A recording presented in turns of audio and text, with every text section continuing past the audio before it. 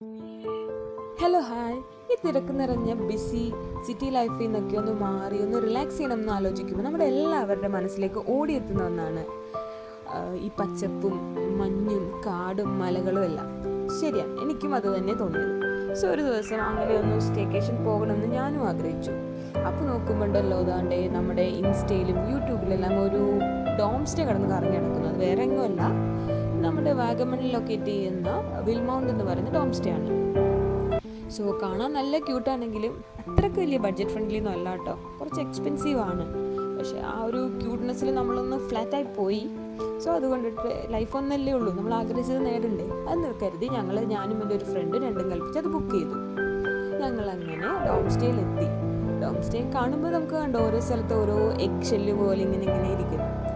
അതിൻ്റെ അകമൊക്കെ കണ്ട് ആംബിയൻസ് ഒക്കെ ഇഷ്ടപ്പെട്ടു. അപ്പോൾ നമ്മൾക്ക് ചെന്നപ്പോൾ തന്നെ അതിൻ്റെ കൂടെ ഒരു കോംപ്ലിമെൻ്ററി ആയിട്ട് ഒരു ട്രെക്കിംഗ് ഉണ്ടായിരുന്നു. അട്ടകൾ നിറഞ്ഞ കാടിലൂടെ ഞങ്ങളിതാ മന്ദം കഷ്ടപ്പെട്ട് വലിഞ്ഞ് കയറി അങ്ങനെ ടോപ്പിലെത്തിയപ്പോൾ ദാണ്ടേ കാണുന്ന കാഴ്ചയാണ് മഞ്ഞും നമ്മൾ ആഗ്രഹിച്ചൊരു ആംബിയൻസ് അവിടെ കിട്ടി ഞങ്ങൾക്ക്. പിന്നെ അത് കഴിഞ്ഞ് ട്രെക്കിംഗ് കഴിഞ്ഞ് താഴെ വന്നപ്പോൾ ഉണ്ടല്ലോ ദാ മേളിൽ കണ്ട മഞ്ഞ് താഴെ വന്നു. ആ ഡോം സ്റ്റേ അങ്ങോട്ട് ഫുൾ മഞ്ഞാൽ മൂടി. അപ്പോൾ കണ്ട കാഴ്ച ഉണ്ടല്ലോ എൻ്റെ സാറേ പറഞ്ഞറിയിക്കാൻ പറ്റില്ല, അത്രയ്ക്കും ബ്യൂട്ടിഫുൾ ആണ്. ശരിക്കും നമ്മൾ വേറെ നമ്മുടെ മനസ്സിലുള്ള ബിസിയോ സ്ട്രെസ്സോ എല്ലാം നമ്മൾ അങ്ങോട്ട് മറന്ന് fully love at first sight എന്ന് പറഞ്ഞ പോലെ ഈ മഞ്ഞും ഡോമിലും അങ്ങോട്ട് നമ്മൾ അലിഞ്ഞു ചേർന്നു.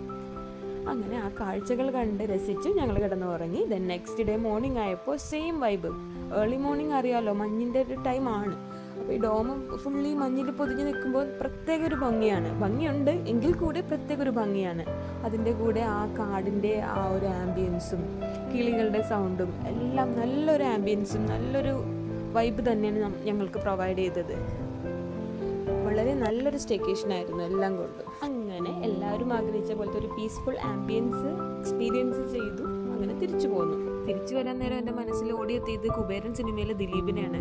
ഒരു ദിവസം കോടീശ്വരനെ പോലെ ജീവിച്ചിട്ട് നെക്സ്റ്റ് ഡേ സാധാരണ മനുഷ്യനെ പോലെ ജീവിക്കുന്ന ഒരു ദിലീപിനെ നമ്മൾ ആ സിനിമയിൽ കാണുമല്ലോ. എക്സാക്ട്ലി എനിക്ക് അങ്ങനെയാണ് തോന്നിയത്. ഒരു ലക്ഷറി ഒരു ആംബിയൻസിൽ നിന്ന് സാധാരണ ഒരു സെറ്റപ്പിലേക്ക് തിരിച്ചു മടങ്ങിയ ഒരു ഫീൽ.